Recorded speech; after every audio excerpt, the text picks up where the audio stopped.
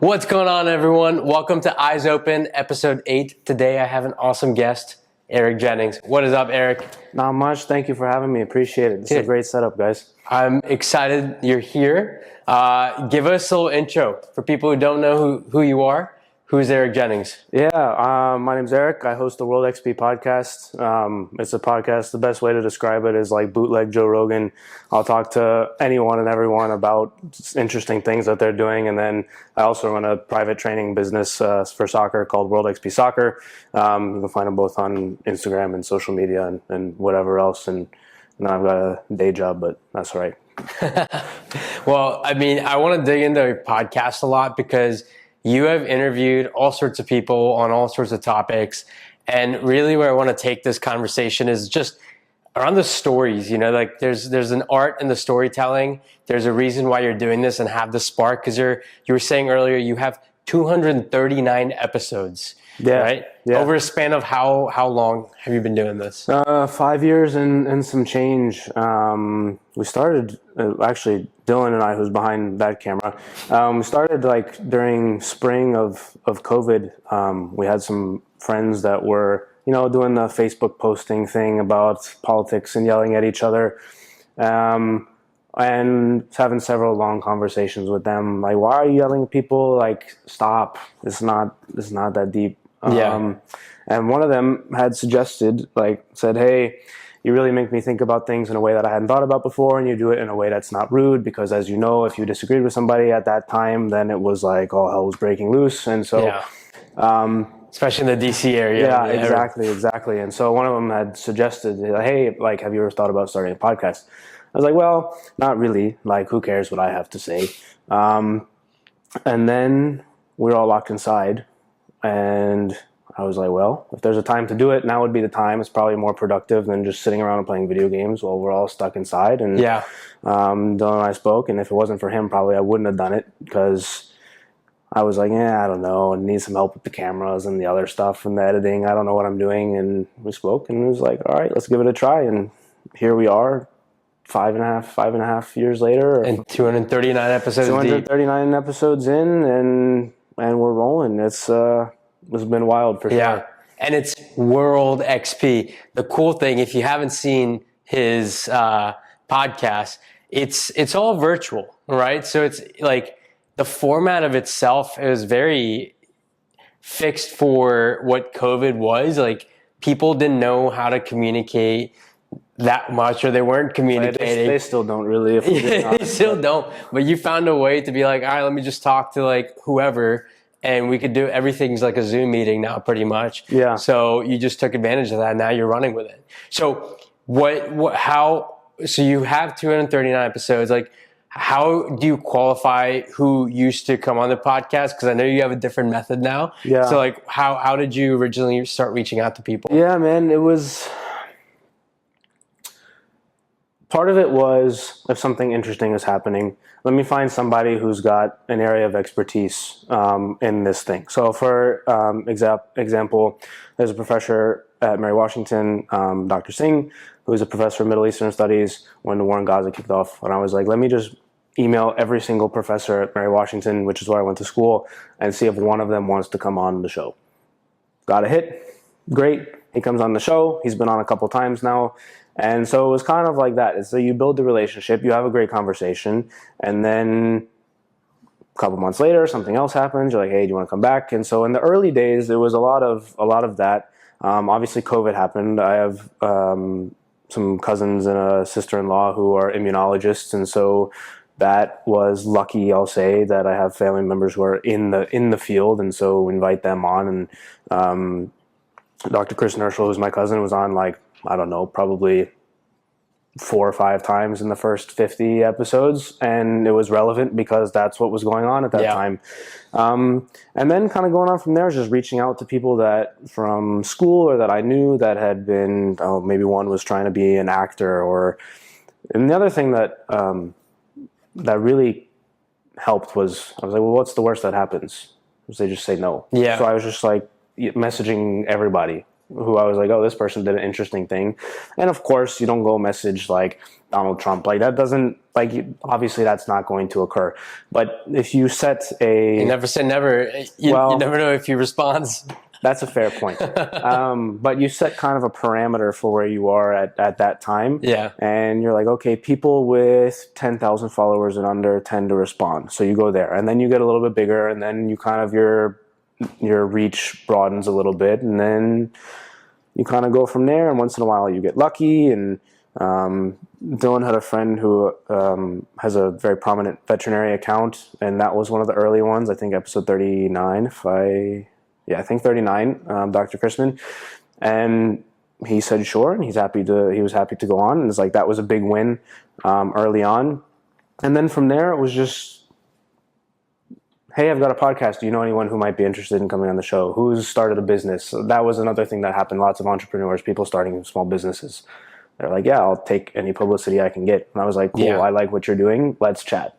And then from there, now people are reaching out, and I mean, it's a good problem to have, of course. But yeah, in the early days, it was just like, what's the worst that happens? Yeah, and how many people are reaching out to you every week? At this point, maybe like 5 to 10 a week, something like that, with these like kind of PR, small boutique PR firms that are representing people that like I'd never heard of. There was some guy that used to work at CNN that now is doing this thing called Points Path, and he was like on network news, right? And it's like, but now he's doing this other thing, and he's represented by some small PR firm, and they're just blasting out emails to podcasts, and you just respond to them all and see which ones hit and which ones don't, or respond to the ones that I'm interested in anyways. Most of the time they are. There's been a few that I'm like, that doesn't check. But for the most part, it's like just filtering through that inbox now and seeing who's interesting and what people are doing, and yeah. That's awesome. And you've covered different industries, right? Like a lot, you especially one that you posted recently was about someone who's a big proponent of Web3, Bitcoin. You know, like what are you learning from these different types of interviews you do, just about like people's human nature? Yeah, I mean, it's a super broad question, but I think as far as human nature, I think people are really just trying to make their way in the world and trying to figure out what they like to do and how they can make a living off it. Because I think people have realized that they want some level of freedom and the freedom to pursue the things that they like to do. And so in particular, the people that I talk to have all made that, maybe not all, but generally have made that jump, right? There, a lot of them are entrepreneurs.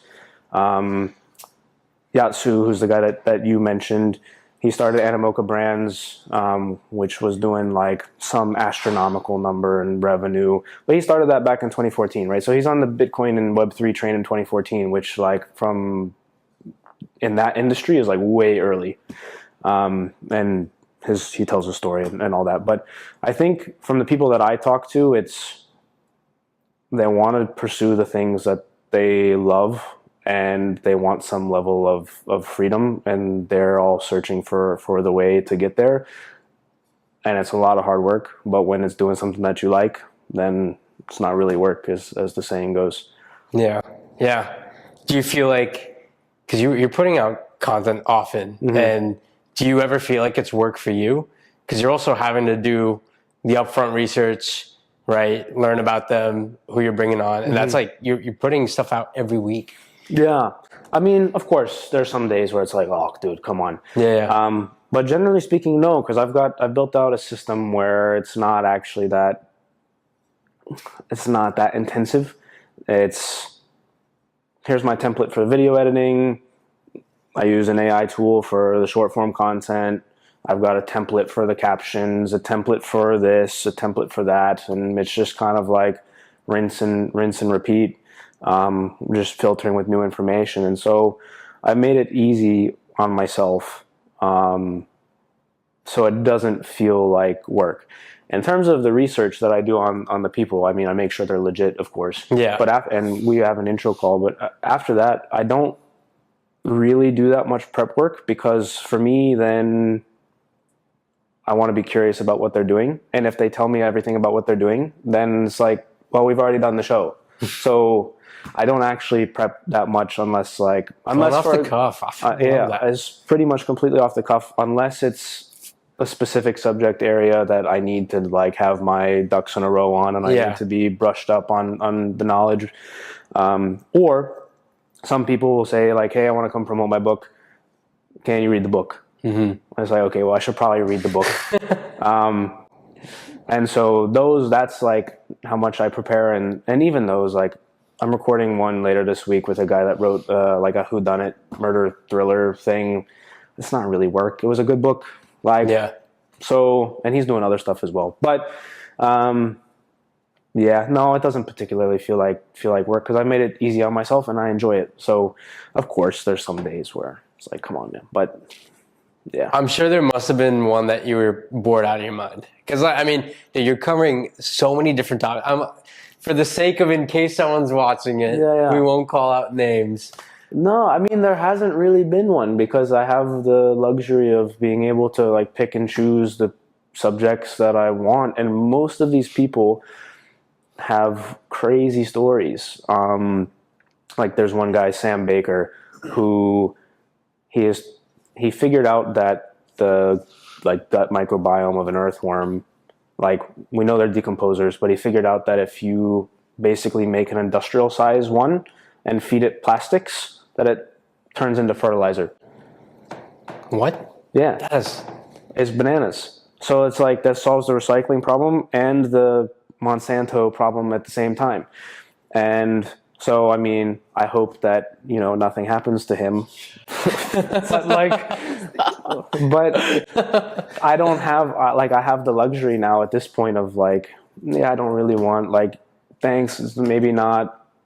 But even so, even the businesses that people have that I'm like, I'm not particularly interested in this business, the backstory of how they got into the business is always crazy, because especially for entrepreneurs, the question that you always get to, and where the crux of the story is, what made you take the leap from 9-to-5 world or whatever stability thing you were doing into, hey, I'm now betting on myself. Yeah. And that is always interesting, because everyone's story is different.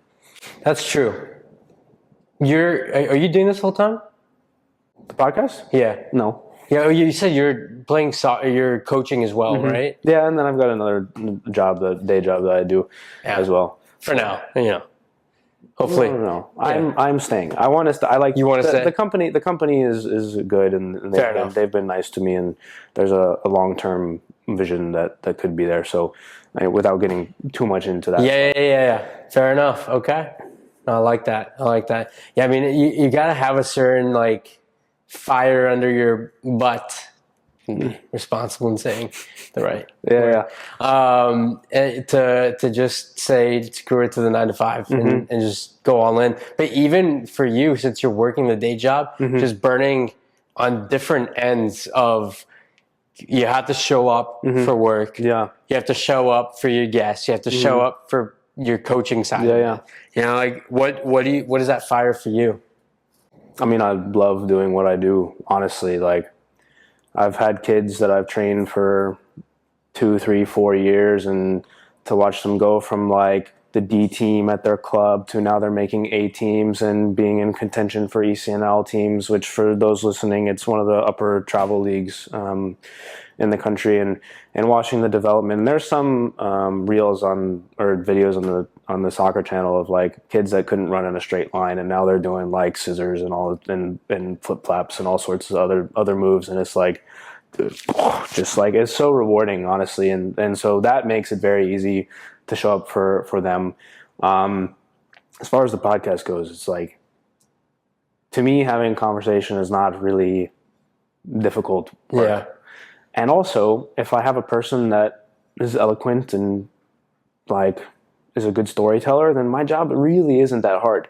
It's like, for example, if we do an 1.5-hour show, it's maybe 8 to 10 questions, and if you're listening carefully, the questions come from the answer that is there.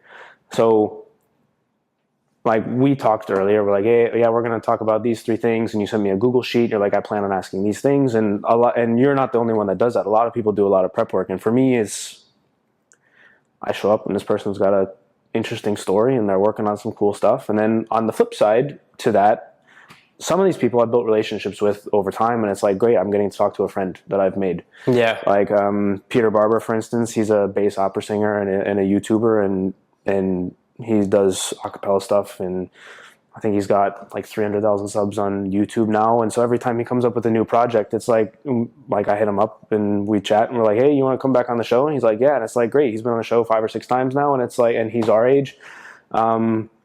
And it's like, dude, getting to chat, to catch up with a friend who otherwise you wouldn't. And you know this from having a circle of people that are super driven. Often you don't really get to spend that much time with them because everyone's got their irons in the fire and their side hustles, and they're doing this and they're working out and all these other things, and they've got their jobs. And so it almost creates it's like, oh yeah, we get to catch up, and that's sick. And yeah, it's like, it's good. And everything is different, right? So it's not monotonous. Yeah. That's my favorite thing about this podcast. And to your point about the circle of friends, right? Even the guys behind the camera, it's like we have such stimulating conversations where even when doing something like this, after having this conversation, there's an extra fire that just gets bigger, right? And it just sparks more ideas. Yeah. I don't know, like from the way we were talking earlier too about, like, you know, after having enough conversations with people,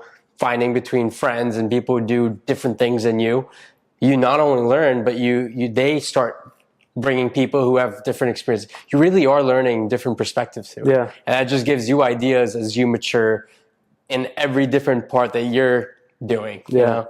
Yeah. I always find that really fascinating. Yeah. I feel like over the course of however many episodes it's been, like I've given myself a borderline associate's degree worth of knowledge for free. And also it's so much easier to say, like, a lot of people would be like, oh, I'd love to talk to this person and pick their brain on whatever. And so I do that. But instead of saying it that way, I'm like, hey, I have a podcast. Do you want to come on the show? And they're like, oh, of course.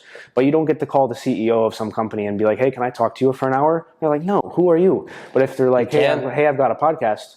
Get like a CNBC pin or something. Well, no, but of course. But the point being is, like, once you do that, like, you're not just some random person anymore. Even though for me, the conversation is the exact same as it would have been. So we were talking about the Yatsu, who runs Animoca Brands. Dude is running like a multi-billion-dollar company. And if I just cold emailed him and I was like, hey, can I talk to you for an hour or an hour and a half? Like, I wouldn't get a response. Like, for sure. That's fair. But there could be creative strategies to, you know. But you get the point. You get the point, though. The response rate is lower. Yeah. And the opportunity to talk to these people who have done these things is there. So for me, the conversation is the same as it would have been off camera, anyways. All I do is click record and put it on the internet. Yeah. So yeah, the amount of stuff that I've been able to learn it in the way that I want to learn it, which, like, sometimes school doesn't do that for you. Like, you got to learn it in this way and whatever. And you're like, I don't care about this today. Like, I'm 15. I want to go play soccer outside and I don't care about physics class or whatever. And now it's like, well, I don't have to learn about that if I don't want to. Today, I can go learn about Web3 instead. Yeah. What's like do you have a random fact or like some interesting thing that you learned? Maybe not the one that you'd share at parties because, you know, put people to sleep, but you're like, oh man, I had no idea about this thing in our universe. Dude, the worm gut thing with the fertilizer. Yeah, bro. that is. You have to. Since you already talked about that, you have to give another example.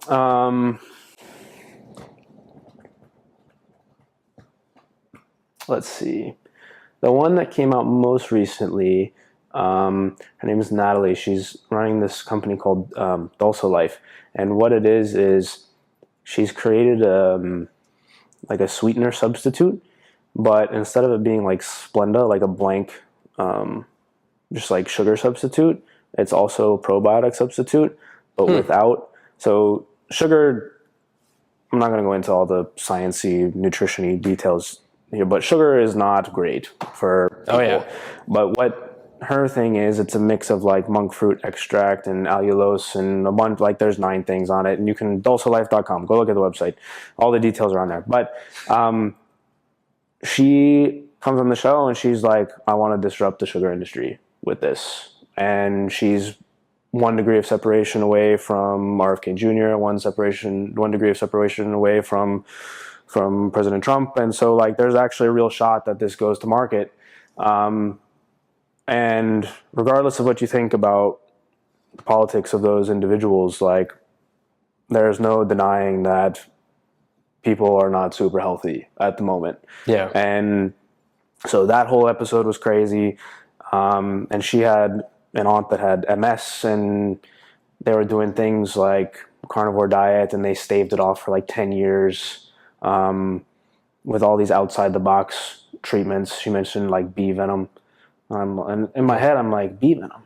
I was like, all right, well, I mean, yeah, but like all sorts of things like that. So that's the most recent one. I'm trying to think of another one. I'm going to have to look into that. Yeah. What did you say it's called? Dulsa? Dulsa, DULSA, and then life. Cool. Yeah. Dulsa Life. I'm trying to think of another Doing one. some free promotion for Dulsa Life. Yeah. Shout out Natalie. Yeah, you're welcome, Natalie. Yeah. I'm trying to think of another one off the top of my head. I don't know. I've done so many. It's all good. Yeah. Well, is there someone you would like to have? And your wife, give me like if there's like a realistic, but then there's also like a ask or like just think big. Like who would you? Oh, dude. I mean, like Rogan, of course, but I think a lot of people know where he stands on a lot of issues, but I don't. That's not why I want to talk to him. Yeah, I don't want to talk to him about the man, the human behind everything, because I don't think that's really out there. Like, how do you mean? Like, what drives you? He's given a little bit of the backstory of, yeah, he grew up here, he was doing Fear Factor, he was doing this and doing that, but like, get down into like what makes him him. Mm-hmm. And he said some of that, right? There's all the like the elk meat jokes and the rest of the stuff, but so that would be one, and same with President Trump, because he does some crazy stuff sometimes. You just be like, hey, why'd you say that? Why'd you tweet there's a hurricane coming, maybe we should nuke it? Like, dude, what possessed you to do that? And that happened in his first term. So people on there, but yeah, I thought it was funny. But anyways, but it's like why did you do that? Yeah. So those would be obviously the two kind of definitely reach ones. In terms of like more realistic ones, I don't even know. Like, I've had a guy on the show, Nick Pollard, who was on Chris Williamson's show. So like, if that introduction was made, that would be sick. Hey Nick, you want to do that for me? That'd be cool. Please, shameless plug. Thank you. But I don't know. Like it really, the thing is, I don't want to put all my eggs in that basket, because that's not really why I do it. Yeah. Like if cool people reach out to me or it works out with cool people, then that's great. Yeah. But I don't want to spend time chasing one particular individual. And then if it doesn't work, be like, oh, damn, like, do I need to, for me, it's not valuable to have targets, but it's also not, because I want to take each individual person as they come and talk to them and give full attention to them, not with the aim of, hey, you know this person, like I'm talking to you so you can do something for me, because that's not what it's about. No, of course. So I don't know. It doesn't really answer the realistic question, but that's kind of how I approach it. Like each person has their own story to tell, and that's what I'm here to share. So yeah, no, and that's and that's a great answer too, because like whoever reaches out, they're reaching out with a purpose, and going back to they do what they do because they have something that possessed them to go all in. Yeah. This had to have been part of some idea or master plan in their near future. And I think the reason I wanted to ask that too is, you brought someone on during COVID time, and it was so prevalent for people who actually like learning about the how and the why, that they hear someone who's actually doing it in the front lines. Yeah. Similar to now, there's a lot of different things AI is such a buzzword at this point. It's like, what within AI, right? What's impacting us in our day-to-day life? Who's doing something relevant? When yet Hiatsu, I'm probably not pronouncing his name right, but like Bitcoin, Web3, very relevant technologies. Bitcoin just hit its high, like again last week. He's probably making some bank, if I had to guess, you know? Like there's some craziness behind it, but they're all coming up at this time is very timely. Yeah, absolutely. And the other thing is, I don't want to shy away from having conversations that are maybe in the focus, right? So a lot of people during COVID were not wanting to talk about it, and I was like, well, what's the worst that they can do to me? I've only done 20 episodes. They take my channel away. I was like, okay, I might as well do this. And I think I've still got like the COVID warning labels on for the episodes or something like that, which really, when it happened, I was like, oh yeah, dude, badge of honor, screenshot. You're legit. Yeah, but it's kind of like, if we're not able to talk about the things when it matters, then like, well, like, not what's the point, but also what's the point? It's like, it matters now. And to not shy away from that, I think is important. And well, yeah, I mean, so to your point, talking about the things that are relevant at the times that they're relevant. And I love doing that and love bringing people on that are in whatever that industry is. And it's just, I don't know, it makes it, I don't know, I just enjoy it in that way. Yeah. No, and that. So we got the 5-minute warning. So 2-minute warning. Thank you. We'll end with this. Sure. Shameless plug. Tell people what's coming up next for WorldXP. What's something you want, who you want it from. You already gave out a little shout out to your boy, Nick. Yeah. You know, who else? What else? Go follow it on YouTube and Instagram and Spotify. Leave the likes and reviews and all that stuff. WorldXP Podcast for the podcast, and WorldXP Soccer for the soccer channel. I mean, go check them out. There's episodes on, like, if you're interested in a thing, I bet there's an episode for it. I would be, and if there's not, put it in the comments or email. He's getting a lot of emails. Or message me or whatever. But yeah, that's really it. Just go follow him, drop a like, drop a sub, on Spotify, give a review, like a 5-star review. Yeah, 5 stars only. If you're gonna do less, don't just keep it to yourself. Yeah. Seriously. Exactly. No, but yeah, that's really it. I appreciate you guys having me on, and dude, it's been a awesome blast, and this setup is great, and happy to be here, 100%. I love it. Man, thanks for doing this. Absolutely. Anytime. Boom. It's a wrap.